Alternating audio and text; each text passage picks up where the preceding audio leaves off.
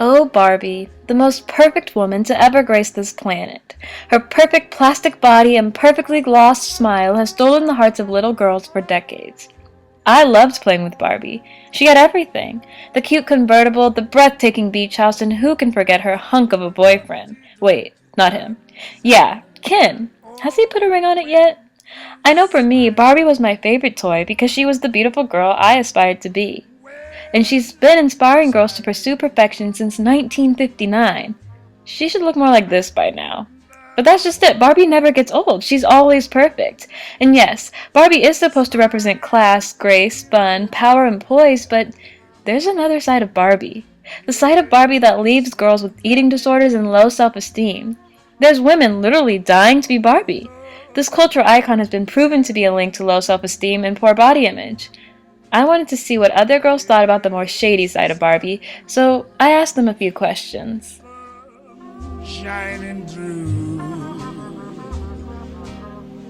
Yeah, I just immediately think of blonde fashion or the 1950s because those things all just kind of seem correlated to each other when you think of the original Barbie. First word that comes to my mind when I hear Barbie is toy.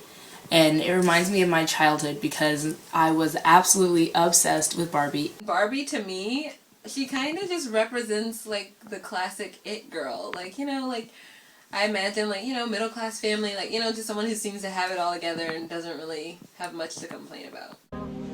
But when you crying, I think the most unrealistic aspect of Barbie is the idea that she's pretty all the time. Like, I would put different clothes on her, but she'd still look pretty. Like, she'd look, like she's a doll, so she looked the same all the time. So I think that's what was kind of like, okay, normal people, don't wake up and look exactly how they look when they're ready to go out on the town. So I think that's what was really unrealistic about her.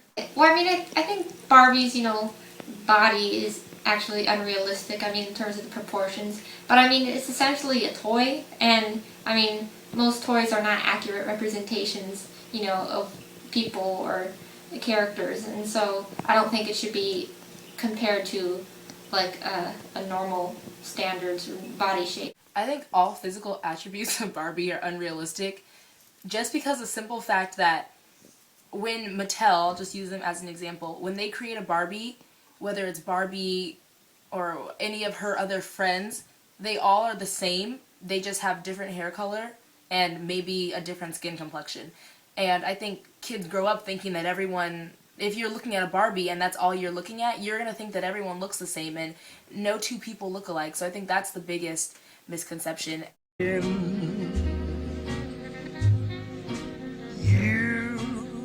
bring on the rain.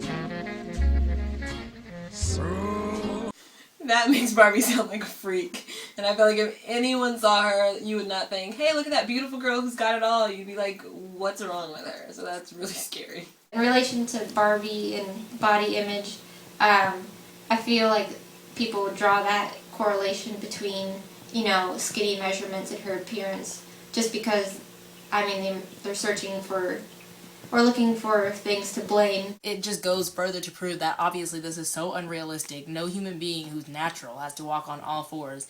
And the fact that she's like statistically proven to be anorexic is absurd, and I think that's just ridiculous. So stop your sighing, baby. I feel like if a grown woman is getting multiple surgeries to look like a doll, she has more issues than just the fact that she's highly influenced by a toy. I think that that's her own level of insecurities and low self-esteem. And I think that if anyone tries to compare, obviously that was her inspiration, but you cannot just say that growing up with dolls is the only thing that made her want to look like that.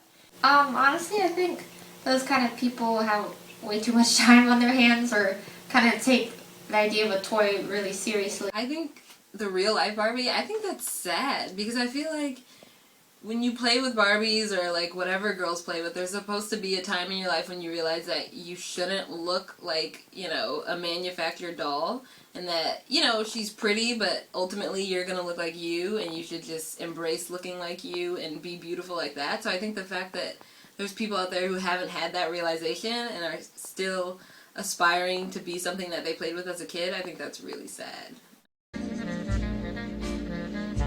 and be happy again. Someone who represents true beauty to me is a friend from high school. My mom represents beauty to me. I think my aunt is beautiful. Not only is she physically beautiful, but on the inside and the outside. She was extremely kind and extremely outgoing. And I think she's beautiful. She doesn't look anything like Barbie, but I think it's because she's so caring and generous.